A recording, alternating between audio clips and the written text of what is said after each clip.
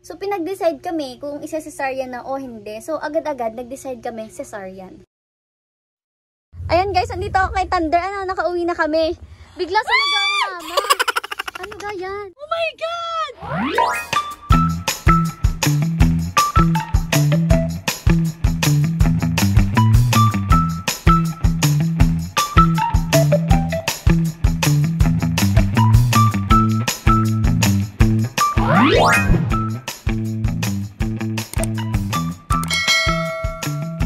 Hello Pack members! Welcome back to Husky Pack TV! Ayan, alam ko very excited kayo for today's video. Parang surprise to sa inyo and of course surprise din sa amin. Wow! Nag-start to nung gabi nung mga anak si Thunder. Nung matutulog na ako, si Snowy parang medyo balisa na siya. Pero hindi ko naman in-expect kasi nga, dapat 4 days pa dapat yung interval ng panganganak ni Thunder at ni Snowy. So sabi ko siguro di lang makatulog si Snowy, ganun. Tapos nung umaga guys, habang busy kami, sobrang busy kami kasi hindi kami magkaintindihan nga kung sinong papakain, paano yung mga bibi ni Thunder, ganon. Buti napansin ni Mama na si Snowy daw, parang balisang-balisa siya. Mayat maya siya lumalabas dito sa room ko. Alam niyo naman na dito siya nagsistay sa room ko. So mayat maya siya lumalabas. Tapos napansin ni Mama na parang ihi siya ng ihi. Sayang nga lang, hindi namin napicturan or na-videohan kasi sobrang busy rin kami nung time na yon talaga. O wala pa kaming tulog nun, lalo na si Mama. Tapos pumupupo siya, tapos ang lumalabas like maliit lang, ganon. So alam niyo naman na sign na yon ng panganganak. Kasi ganon si Malia pag manganganak na. So, syempre, kabado na kami. Kasi si Snowy nga, si cesarean siya nung unang beses. So, kinabahan kami kung mailabas niya ba or hindi. So, naghintay kami ng para mga 10 minutes lang siguro, or 15 minutes, 20 minutes, ganun lang. Nag-decide lang kami kung ano nang gagawin kay Snowy. Tapos, yun check namin. Kasi, hindi siya umiire, hindi siya humihilab. Kasi si Thunder, kita niyo sa vlog niya, umiire siya. Kasi, ganon, umiire siya, ganon, parang nagpupupo. Si Malia naman, hindi siya umiire, pero humihilab ng tiyan niya. Pero si Snowy po kasi hindi. So, natakot na kami. So, emergency yon, emergency. So, dali-dali pumunta kami kay Sir Raymond. Zoe, akit na ikaw. Dali, dito ka na. Dali. Zoe, up na up. Guys, ayan. So, on the way na kami kay Sir Raymond para dalhin si Snowy. So, siguro nagtataka kayo bakit kay Sir Raymond pa. Hindi kasi kami sure guys kay Doktora kasi usually si Doktora nagki-clinic siya umaga lang hanggang tanghali. Hintayin pa rin namin yung text ni Doktora if ever si Sir Raymond. Kumbaga sabi nga niya pag may emergency dun daw dalhin. Kasi anytime pwede naman daw talaga magdala doon. So ayan, on the way na tayo, kasama natin si Snowy. Of course, ayan siya. Hingal na siya super. Dapat kasi guys 4 days pa after mga anak ni Thunder saka siya mga anak. Yun yung bilang namin. Pero kasi siguro sa sobrang init, alam nyo ba gustong gusto na namin matapos yung mansion. Nag-uusap nga kami na kahit hindi pa siya totally tapos basta malagyan ng glass yun kahit wala pong blessing, ililipat na namin dun yung pack members natin kasi sobrang init po. Parang feel namin dun talaga sila na stress kasi ang alam namin dun lang din talaga na stress si Mazda at si Mustang kasi nung pinaliguan sila ang init din noon. So biglang ligo, 'di ba? Pero ayan, dali natin ngayon si Snowy doon. And let's just hope na okay pa si Snowy at saka yung mga babies niya kasi dapat talaga sa 4 days pa after mga anak ni Thunder. Kagabi lang po nanganak si Thunder. Ayan na siya guys, nakaganyan siya ngayon. Hindi ko alam kung bakit. Feel ko hindi siya comfortable dito kaya ganyan. Kalat-kalat pa yung mga gamit dun. Gumanyan siya bigla Ayun, ang discharge daw ni Snowy guys ay medyo ma-brown. Ang problema kasi, kanina pa siya sa kwarto ko, hindi namin napansin kung pumutok ba ang panabigyan niya or what. Ayun, kaya kahit kainitan guys, talagang dinala namin siya. Tingnan natin kung tulog. Ba, tulog nga. Gurang ka girl, nagtanggal ako ng puyot. Natutulog nga siya, so hayaan muna natin siya. At least nakapag-relax siya, diba? Tingnan nyo guys, ganito naman ang pwesto niya ngayon. Kung ano-ano ng pwesto niya, Luka. Ayan, ganito yung pwesto namin guys. Andito yung ulo niya. Ayan, ganyan yung pwesto niya ngayon. May pag-ayos-ayos pa siya ng pwesto. Hindi niyo nakikita. Basta yan yung pwesto niya. So yun, pagdating namin doon, inintindi agad si Snowy. Chinek nila agad. Tinignan yung pempem ni Snowy. And sabi nga ni Doktora, yung vulva daw ni Snowy or yung valve sa pempem niya, hindi yung pinaka-outer height. Kasi yung outer ni Snowy, sobrang malaki talaga siya. Pero yung sa inside, maliit pala siya guys. Sobrang liit daw pala ng vulva ni Snowy. Kahit yung isang daliri daw ni Doktora, hindi magkasya. Paano daw magkakasya doon yung puppy? And tama na manganganak na daw talaga si Snowy. So pinag-decide kami kung isa-cesarean na o hindi. So agad-agad nag-decide kami cesarean. Okay guys, so pauwi kami and ayun na nga, cesarean si Snowy. Sobrang hirap, sobra. Niwanan namin si Snowy ngayon kasi unang-una, pasweldo ngayon sa manggagawa. Kailangan namin magpasweldo. Tapos, yung puppy ni Thunder, kailangan kong makabalik sa bahay dahil ng puppy ni Thunder. Bale, iatid ako ni Mama pa uwi, tapos babalik siya dito after. Nakakaano si Snowy, cesarean na naman. Last time na to guys, na mabubuntis si Snowy. Ayaw na namin talaga kasi nung una cesarean siya. Tapos pangalawa, cesarean na uli ngayon. Matanda na siya eh. Ano na siya? 3 years old na yata siya ngayon. Imagine, 3 taon na siya. 2 beses pa lang siya nagbuntis. Tapos cesarean pa pareha. So, hindi na natin siya pagbubuntisin. Last na to. Kawawa siya. Sobrang kawawa siya. Tapos kawawa din yung puppies niya. Mahirap lang pati sa pagpapadede. Oo, kasi pag magpapadede, may sugat. So, palagi iwas-iwasan. Eh, what if madaming ang puppies or mahilikot yung puppies, yung kamay? Sobrang hirap talaga ng cesarean. Tapos kawawa din si Snowy. Ang mahirap pa dyan kasi ngayon, sitwasyon natin ngayon kasi bagong anak din si Thunder. Ayan guys, andito ako kay Thunder. Nakauwi na kami. Bigla sumigaw ang mama. Ano ga yan? Oh my God! Tapos na daw, tapos may pure, parang may brown sa sa ulo. Wow! Piebald! Tapos brown dahil ni Hercules. At saka black! Halabal ka na natin, tapos na siya pala. Okay guys, so dahil excited tayo, Diyos ko, nakakatuwa. Kasi healthy yung naging puppy niya kasi naagapan. So tama yung decision natin, nadalhin agad siya. And pasensya na dito, bigla ako nagkaroon ng pantal. Pero ayun, pandawin na tayo. Na-recruit ko ang aking mga kapatid. Ayan, driver. And isang kapatid. Kasi ako yung maghahawak kay Snowy. Yung isang kapatid ang maghahawak sa puppy. Mahirap kasi pag isa lang kasi naka-dextrose din si Snowy. And nakakatuwa! Kasi yung anak ni Snowy may piebald. Kagaya niya. Piebald na brown. White na may brown. Si Snowy kasi diba white na may black. Diyos ko kasi si Hercules. Diba si Hercules ang ama ng mga yon? So may piebald na brown. Tapos ang lalaki din daw nila. So excited na kami. Sobrang natuwa lang kami na healthy at safe yung puppies. Although nakakalungkot pa rin kasi si Snowy magre-recover na naman. And nakakalungkot kasi ito na yung last time na magbubuntis si Snowy. Hindi na natin siya pagbubuntisin ever. Kasi ang sabi nga, maliit daw yung kanyang bulba. This will be the last time na magbubuntis siya. Never again. So, at least, finally, diba, kahit last time na ito ng pagbubuntis niya, makaka-experience naman siya magkaroon ng anak. Pasensya na, parang napaka-haggard ko, no? So, update ko na lang kayo, guys, pagdating natin doon. Okay, guys, nandito na tayo. Snowy!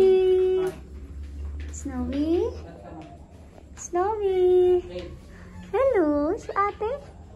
Oh, andito na si ate.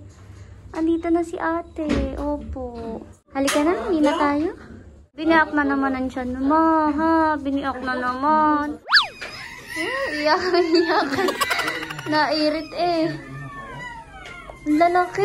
Malalaki po kaya hindi talaga niya mailalabas. Oh, grabe. Irit ang kanila, hindi iyak eh. Parang baboy naman to. Oo, di na yan. Naman eh. Loko. Malaki. Sige. Dahan ha.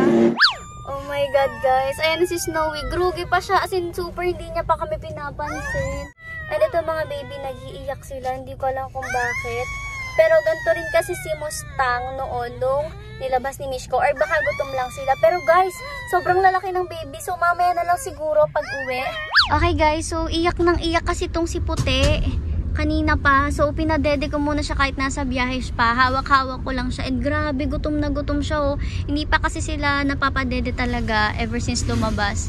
So mamaya after niya, padededehin ko rin yung iba. Yan nga lang, ang mahirap talaga guys pag cesarean. Kailangan alalay mo sa pagdede kasi baka makutkot ng kamay nila yung sugat, yung tahe. Kaya ayan, hawak ko yung kamay, yung isa andito oh. Si Mama Snowy, tulog naman siya. Tinanggal ko na rin nga pala yung kanyang IV kasi super haba ng backflow tapos hindi na siya tumutulo. So, yan. Nagutom lang pala siya. Tingnan nyo, oh. Ayan, oh. Diba? Ayan na, guys. Itong dalawa na yung pinadedede ko. Tapos na si Puti. Diyos ko, huhuli nila, oh. Patong-patong yung balahibo, oh. Kanina pa siyang nakahiga lang nang marinig niya yung ingay ng ating pack. Oh, diba? Okay guys, so titingnan ng kanyang lola, ang kanyang mga apo.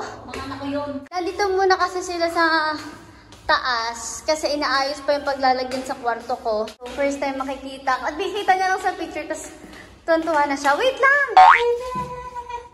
Ba, si Rose Gold! Si Rose Gold niya, ayan.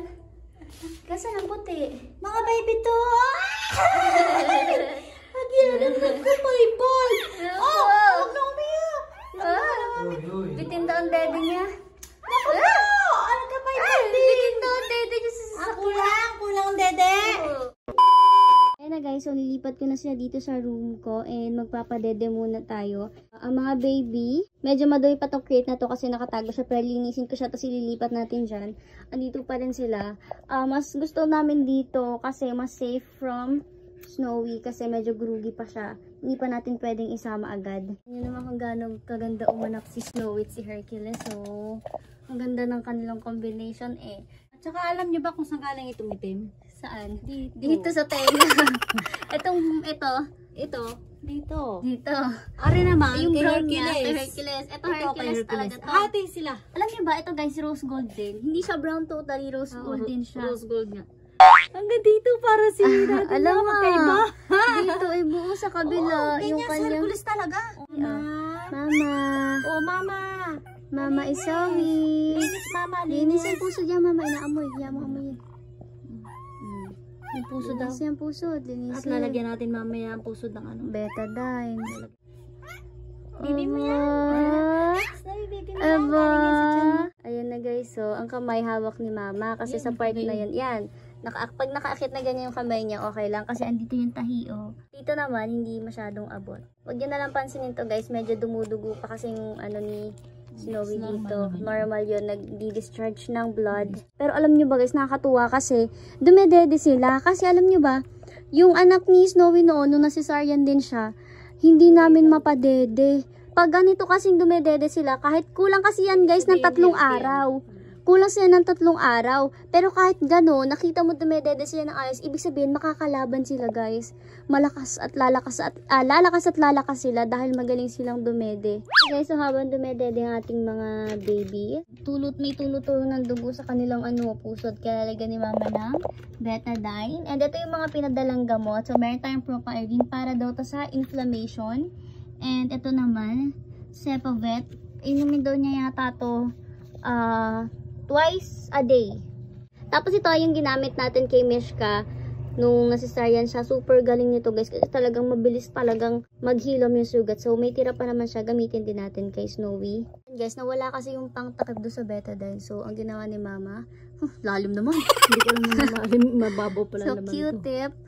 Tapos na lang natin sa pusod. Iyak to. Iyak nga ay oh. Umiiyak sila pag nahawakan. Hindi,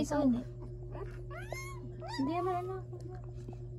Lalagyan lang baby para madaling gumaling. Ano nga?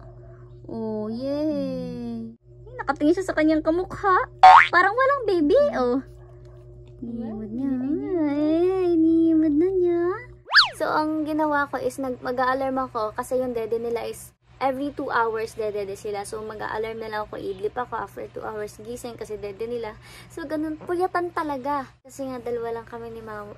Nandito naman yung mga kapatid ko. So, sila yung babantay sa ibang pack members at magpapakain. Ang hirap pag ganitong sabay na nanganganak. Sobrang nagtithank ko na lang rin talaga kami kay Lord. Kasi healthy yung puppies ni Snowy. Healthy yung puppies ni Thunder. Healthy si Snowy. Healthy si Thunder. So, kahit medyo mahirap yung sitwasyon namin ngayon, ipupush natin to guys. Hindi pa kaya magpapupo ni Mama Snowy. Hindi pa niya din kaya magpawiwi. So tayo magpapawiwi. So idadab-dab nyo lang guys. Very, very gentle lang. See? Bumuga bigla yung wiwi. Tapos titingnan natin kung lilinisin ni Mama Snowy. See? Hindi niya nililinis. Dapat hinihimod niya yan. Oh. Kailangan very gentle na dab lang. Ay, babae nga pala to. Hinahanapan ko ng ano dito, tits. Pem-pem nga pala siya. See? Lumalabas ng kanyang wiwi. Alaking ginawa sa kanila guys pag nakaihi sila. Hi guys, so it's the next day and kung mapapansin nyo, andito ko sa loob ng playpen kasi ito na yung pwesto ni Snowy at ng puppies niya ngayon. Tada! Diba? Sinamahan na niya yung puppies niya, nakakatuwa. Wow! Sobrang happy namin na gusto niyang laging kasama yung puppies niya. Nung nilalagay kasi namin sa crate, binabalik namin sa crate yung puppies niya, ayaw na niyang ipabalik, umiiyak na siya. So gusto niya laging kasama na ngayon. Nakakatuwa kasi hindi siya ganyan nung unang panganganak niya. At nakakatuwa rin kasi kahit last na to na pagbubuntis niya, at least may enjoy niya, diba? Kasi naintindi niya yung mga alaga niya. Tsaka kahapon sabi ko sa inyo, hindi niya napapawiwi itong mga to. Ngayon siya na talaga yung nagpapawiwi. Yun, nakakatuwa. Tapos, ngayon lang din siya nakapagpahinga ng ayos, knowing nakatabi niya, kasama niya mga puppy niya. So, hayaan lang muna natin siya magpahinga. So, yun lang muna for today's video, guys. So, happy na natapos na rin yung mga panganak na yan. Yun na nga lang, papalaki na lang talaga natin itong mga puppies na to. So, syempre, update namin kayo. So, yun lang muna for today's video and we'll see you guys on your next video. Bye!